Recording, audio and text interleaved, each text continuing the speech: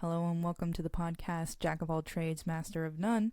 Today we're going to be talking about Victorian era chaos. Like why did they do all that? What was going on? Today I'm choosing to define the Victorian era as basically the rule of Queen Victoria from 1837 to 1901, though really it's 1900 because it's January 1901 when she died, but whatevs. Starting out strong, the Victorians used mummies from Egypt to make paint. During the 19th century, when Great Britain was conquering the entire world with vicious amounts of colonialism, a really odd fad kind of popped up where they would ship hundreds of Egyptian mummies to England and other European countries to be sold. And this included everything from cats, dogs, literal human remains, literally any and every kind of mummy. There were even like mummy fakes that would be sold, and then they'd be like, this is not a mummy, this is like a cat that died and you put it in some salt. This ain't real. But yeah, so it was like a big trade, and like people would get arrested for smuggling mummies out of the country and things like that. It is actually one of the reasons why finding ancient Egyptian mummies in good condition is incredibly difficult now, because there used to be a lot of them and then they used it to make paint. The color that was made with the mummified remains was very commonly known as mummy brown, which is very on the nose and was very popular among pre-Raphaelite artists such as William Hunt and Dante Rossetti. I don't know if I said that right, but whatever. They used mummy paint in several artworks and were prominent buyers of that specific color of paint. However, there is one guy, his name's Edward Burne-Jones. He did not know that mummy brown meant that they literally used mummies in the making of the paint, which, to be fair, I wouldn't think that either, because that's insane. And when someone told him, one of the other artists told him that it had possible human remains in it, he reportedly held a ceremonial burial for the tube of paint in his backyard. What an icon. We love respecting human remains in this household. Didn't know that we had to say that, but here we are.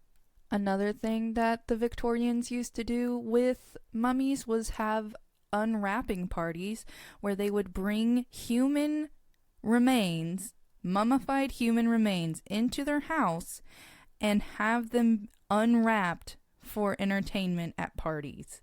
So like they would buy a mummy and then they'd display it at the party, and then they'd be like, let's unwrap this mummy and, explore the human remains with drinks. Like imagine you're going to the like cocktail table to get a little drink, a little snacky snack. You get your miniature eclair, you turn around and there's a dead guy.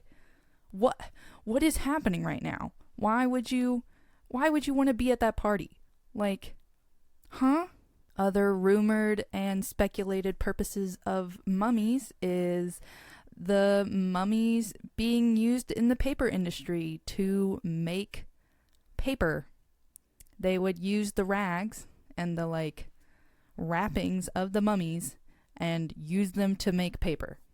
Some people reportedly used mummies as fertilizer, and it was called mummy mulch. They really should come up with something more original than just putting mummy in front of the thing that they're using it for. I mean, God, like, can't we think of something funnier? Like, can I hear a jingle for corpse compost? Or like meow mulch? Because most of the mummies used were mummified cats, because you could get a really good mummified cat for like the equivalent of $30. Golly, folks, if you're gonna commit heinous acts, at least be funny while doing it. Another particular fumble in the Victorian era was arsenic. It was used in a number of different ways. It was used medicinally as a poison and pigment in dye, which was the biggest issue during the 19th century because it would make a very, very vibrant green. I mean, it was just, when I look at it, I'm like, you know what? I get it. I would also have arsenic poisoning for that. The two main colors are Shields green, which was invented in 1778, and then emerald or brilliant green, which was invented in 1814, which is outside of our definition, but it was really popular towards the tail end of the Victorian era. And here's the thing though, right? You're like, oh, well, it was back in the day, so maybe they didn't know about arsenic poisoning. Wrong. They did.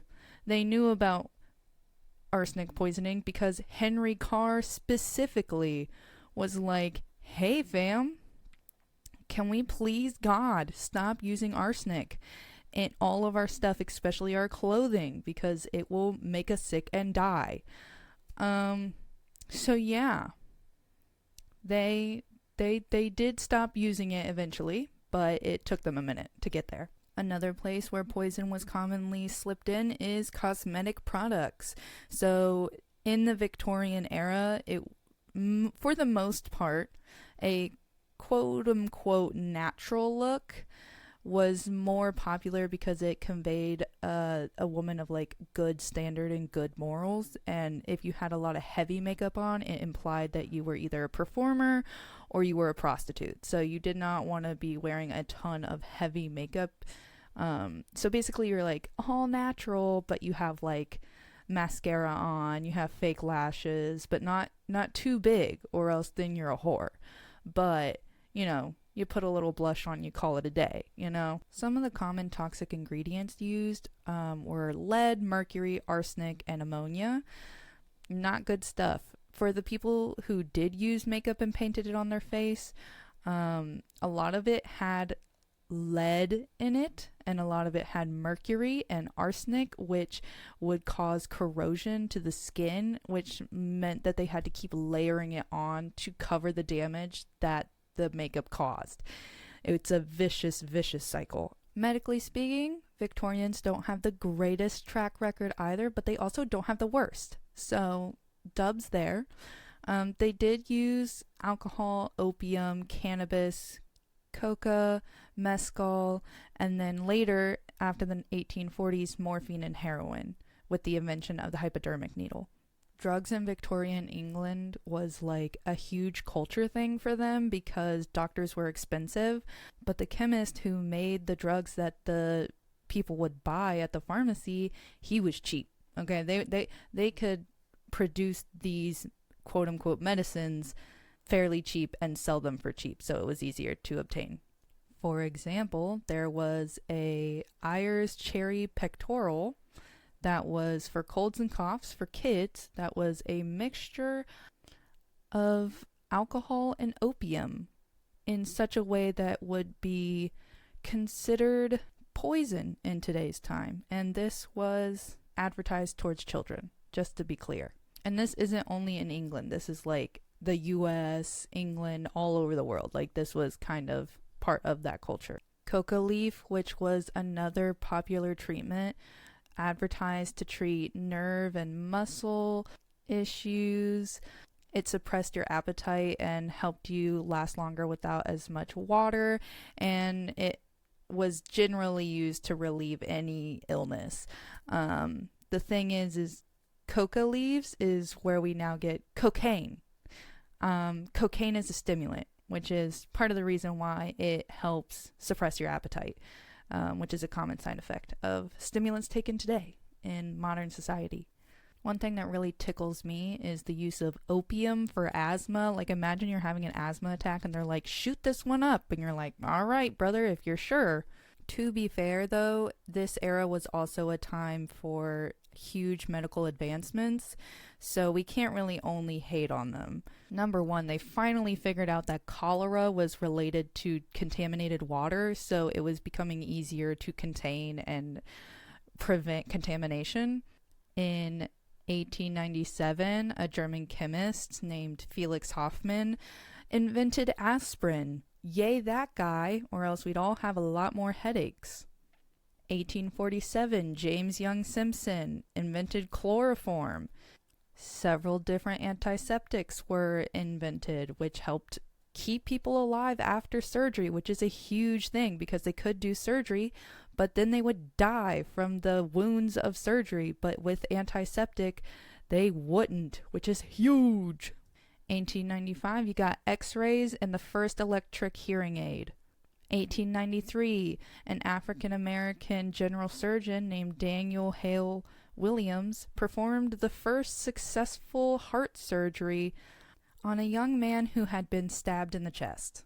It is said that he survived and was discharged 51 days later. So while they were fully putting cocaine in their Coca-Cola, they did also invent a lot of other inventions that actually helped people recover from illness. Some shout outs to more inventions from the Victorian era. First up, modern central heating.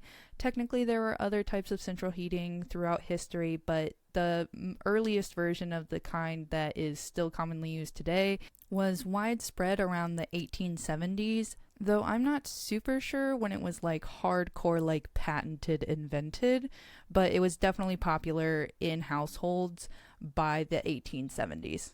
Electrical lighting really took off in this era, and the telephone was patented in 1876 by Alexander Graham Bell.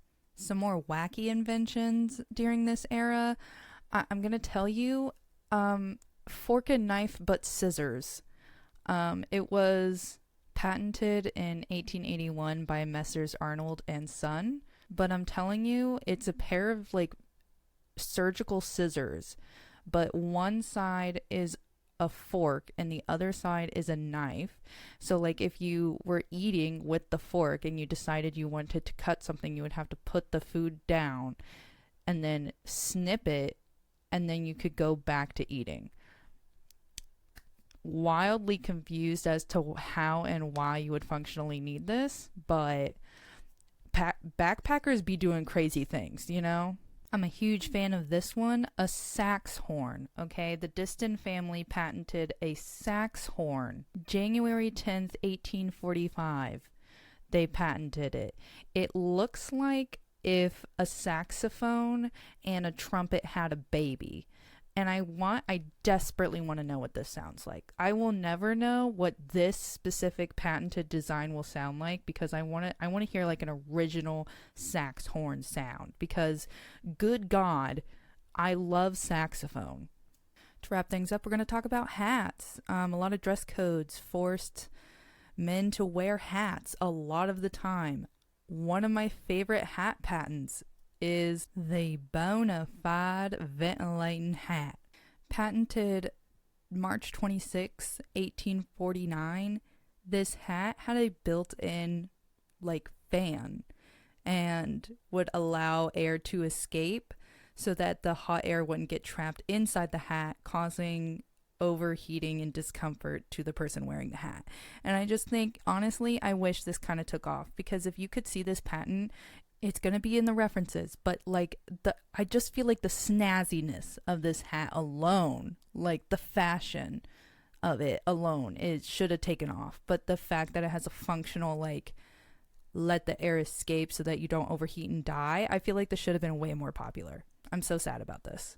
This one's just kind of weird. It's a design for a hat cigar holder where you could like put it on your hat and it would hold small items and then also like several cigars to be stored on the inside of a top hat. So it was basically like a man's hat was his purse, and I'm like, okay, the top heavy is getting to me. I feel like my hat would fall off a lot. I feel like I would drop everything every time I like, you know, they do the little like take your hat off and like bow or whatever, or like, you know, that you tip your hat and next thing you know all your shit's falling out. Like I see the vision. It's not working for me. Anyways, thank you for joining me for today's episode. I hope you had fun because I did. I really liked this one. It was a fun, silly episode to make. Have a wonderful day. And instead of our usual sponsor message, I'm just going to give you a short list of words that I think we should bring back from Victorian slang because they are funny as hell. Number 1 on the list, whoop up. okay? As in, I'm gonna whoop up this guitar real quick. It means to tune an instrument. Shut up, that is the funniest thing I've ever heard. Number 2, a know-nothing. This is just point blank just an insult. It just means like an ignorant person, like someone who doesn't know a lot. Just be like, well, so-and-so's a know-nothing, so what did you expect? Like, shut up, that's brutal. It's brutal. In the same vein, do nothing is just a person who is idle or lacking ambition. So it's like, you could do the 1-2 punch of like, well, so-and-so's a do nothing, know nothing, so what'd you expect? Shut up. Shut up. That's crazy. Number 3, sponge it out, which just means forget it. Don't think about it anymore. Something like that. Like someone's thanking you for doing something and you're like, sponge it out. Like, it's like, forget about it. You're fine. It's not a big deal. I would say it all the time. I'm going to say it all the time. And then people are going to look at me like I'm crazy. I don't care. Last one. Shake fleas. It means to thrash, like tussle. I'm sorry, if someone came up to me and was like, oh, you want to shake fleas? No, I don't know what that means. I want to get away from you as fast as possible. Anyways, I hope you enjoyed today's episode, and this is for real the end. Love y'all.